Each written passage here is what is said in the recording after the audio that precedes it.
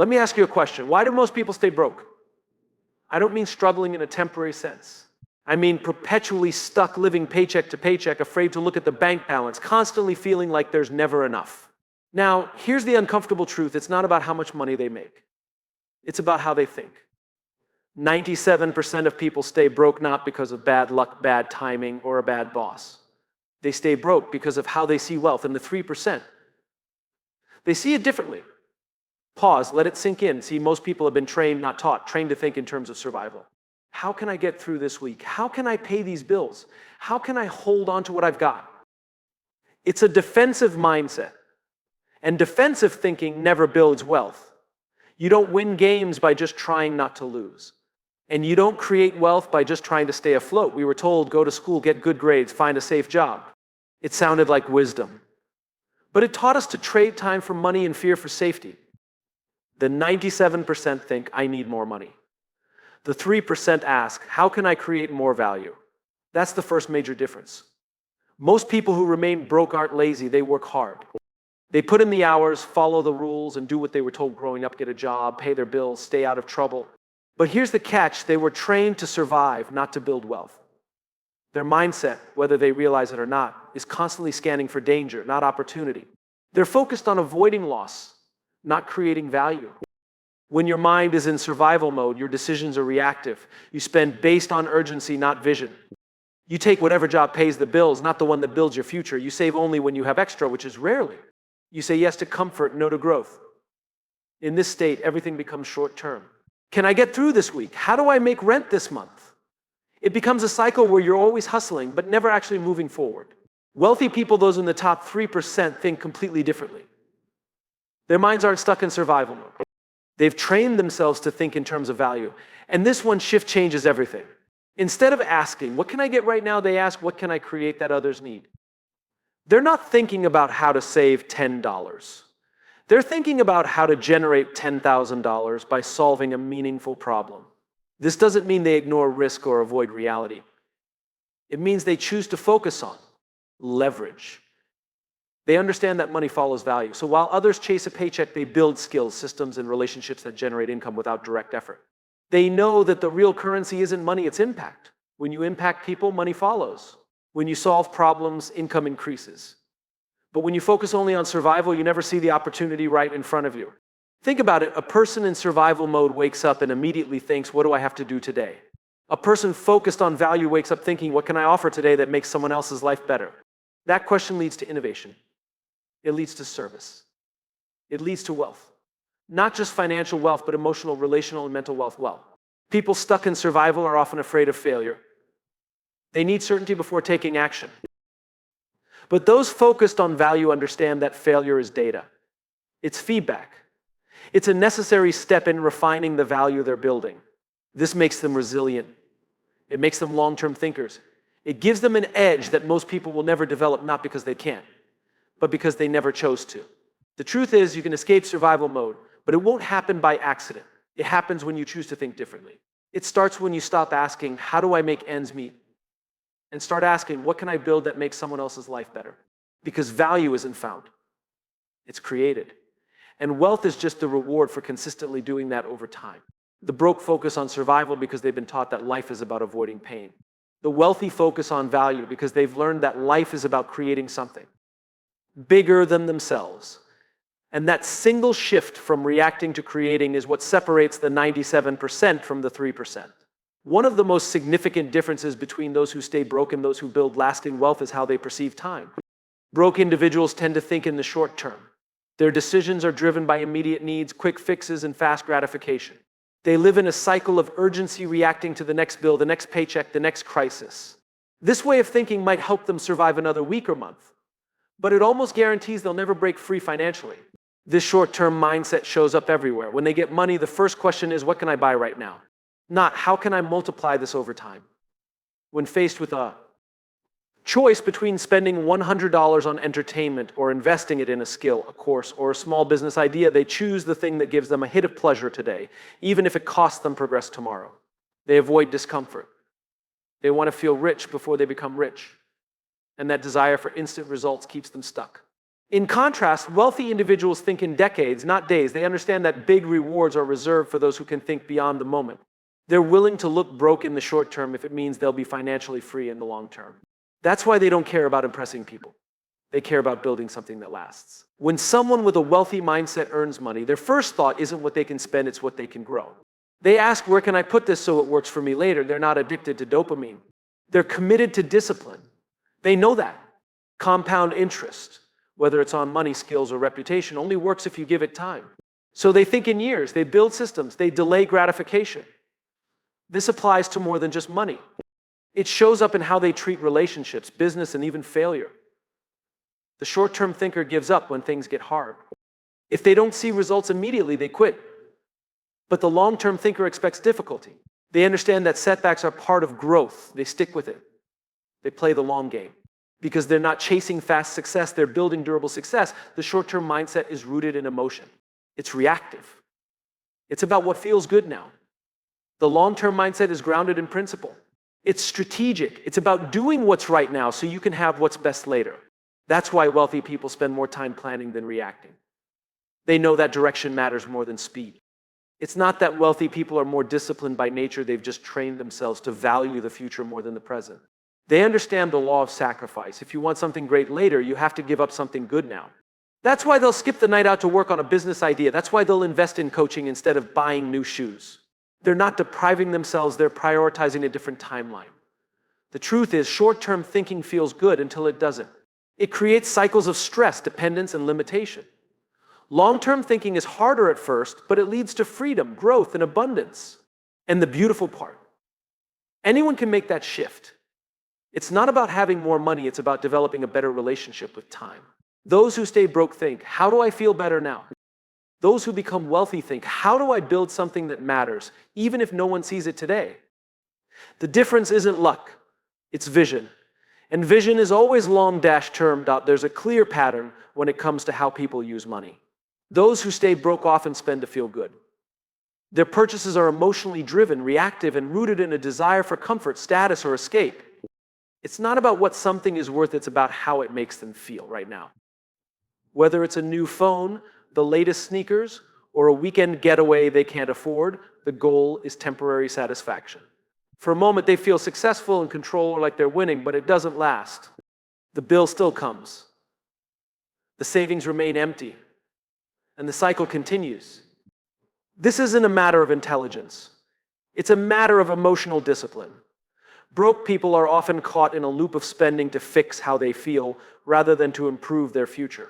When life feels hard, they reward themselves. When they feel behind, they try to catch up by looking successful. When they feel stressed, they spend to relieve it. In the short term, it helps. In the long term, it keeps them stuck. Wealthy people operate differently. They don't use money as a tool for relief or image.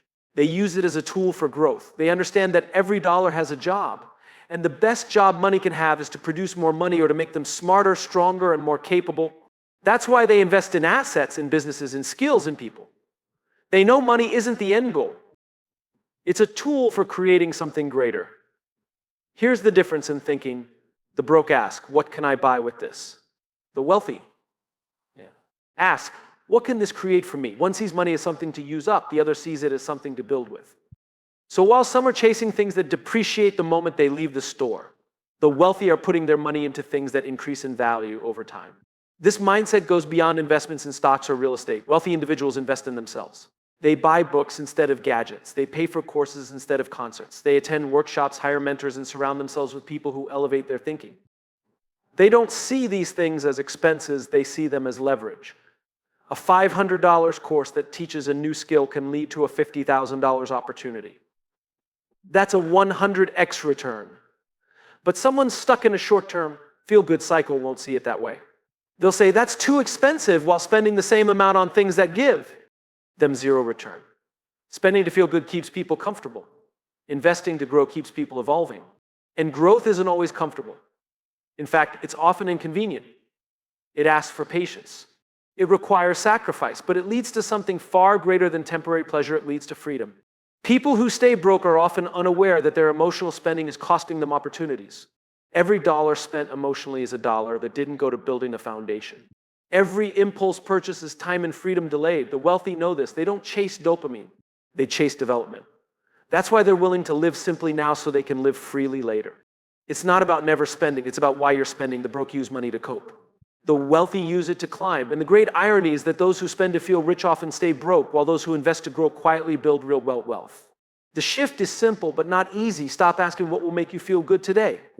Start asking what will move you forward tomorrow. Because money can be used to soothe, or it can be used to soothe. And only one of those leads to lasting change. When people remain broke, it's rarely just about lack of money. Often it's tied to a deeper habit, blame. They blame their job, their boss, the economy, their parents, the education system, or even bad luck. And the frustrating part is they may be right at least partly. Life isn't fair. People do start from different places. But here's the truth. Blaming doesn't change anything. It might feel good in the moment. It might justify the frustration. But it keeps people stuck. Because every time you blame, you hand over your power. You tell the world, I'm not in control of my life. Something or someone else is. The wealthy think differently. They take full responsibility. Not because everything is their fault, but because they know that ownership is the only path to power. When something goes wrong, they don't say, who can I blame? They say, what can I do? That shift in language changes everything. It moves the person from victim to leader, from passive to proactive. It puts them back in the driver's seat of their life. Broke individuals often live in a reactive state. They wait. They hope. They complain. They say things like, if only I had more money, or if someone would just give me a chance. Their future is always in someone else's hands. But the wealthy don't wait to be given anything. They build. They adapt. They take action even when the conditions aren't perfect, especially when the conditions aren't perfect. Taking responsibility doesn't mean you never experience setbacks. Wealthy people fail all the time. They face challenges, get rejected, lose money. But the difference is they learn from it. They ask, what could I have done differently? Or what lesson is this teaching me? That kind of thinking compounds over time. It sharpens decision making. It builds resilience. And it creates a mindset that's nearly impossible to break. Blame is comfortable. It gives people an excuse not to try. Because if the system is rigged, if the boss is unfair, if success is only for the lucky few, then you don't have to change. You don't have to take risks. You don't have to face your own habits, decisions, or limitations. But while blame is comfortable, it's also expensive. It costs you growth. It costs you opportunity. It costs you time. Responsibility, on the other hand, is uncomfortable, but it's powerful. It forces you to look inward, to face the truth about how you think, spend, work, and show up in the world. And that's not easy. But it's the only mindset that leads to real wealth, because it puts the outcome of your life back into your own hands. People who build wealth don't waste energy on what they can't control. They focus relentlessly on what they can. They can control how much they learn, how much they work, how they respond to failure, who they spend time with, what they do with their time outside of work. Those things may seem small, but over time, they separate those who stay stuck from those who break through. Blame gives you a story. Responsibility gives you results. The broke cling to stories about why it's hard, why they can't, why it's not their fault. The wealthy build results by owning their outcomes, even when the odds aren't in their favor. So the question is simple. When life doesn't go your way, do you look for someone to blame, or do you look for a way to grow? Because the moment you take full responsibility is the moment your future becomes yours again. The way people see the world determines how they move through it. Those who stay broke tend to view life through the lens of scarcity. They believe there's never enough money, time, opportunity, resources. They think success is limited, like a pie, where if someone else gets a bigger slice, there's less left for them. This belief shapes every decision they make. It causes fear, jealousy, hesitation, and small thinking. And over time, it becomes a self-fulfilling prophecy. People with a scarcity mindset are constantly worried about losing. They avoid risks, even smart ones, because they're afraid they won't recover. They hold on to what they have. Even if what they have isn't serving them, they see competition everywhere and trust nowhere. If someone else wins, they feel like they've lost, so they play defense. They protect instead of produce. And while they're busy trying not to lose, they never give themselves the chance to grow. Contrast that with the wealthy. They see the world through abundance. They believe there's always more to create, more to earn, more to learn, and more to cool. They don't think in terms of limited slices. They think in terms of baking more pies. To them, value isn't a fixed quantity. It's something that can be multiplied, scaled, and shared. This mindset leads to collaboration, generosity, and bold action. An abundance mindset gives people the confidence to invest in ideas, relationships, and opportunities. They're not afraid to share knowledge or mentor others because they know another person's success doesn't take away from their own. In fact, they believe lifting others up lifts everyone. That's why wealthy people often build networks instead of silos. They partner, they delegate, they collaborate. They don't hoard information, they expand it. Scarcity thinking keeps people small. It makes them believe the best opportunities are already taken. It causes them to talk themselves out of trying. There are too many people doing that. No one's going to pay me for that. What if I fail and lose everything? That fear of not having enough leads to playing it safe, which ironically keeps them without enough. Abundance thinking, on the other hand, leads to creativity.